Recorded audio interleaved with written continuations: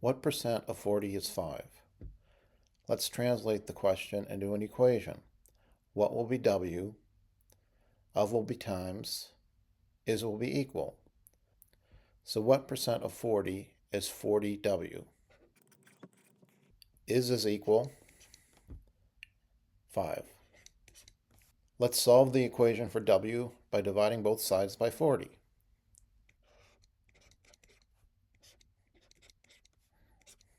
So we get W is equal to 5 over 40, which expressed in lowest terms is 1 over 8.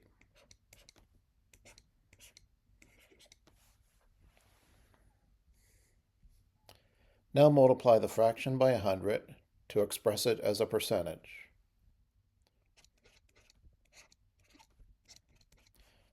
We get 100 divided by 8%. We can put this in lowest terms.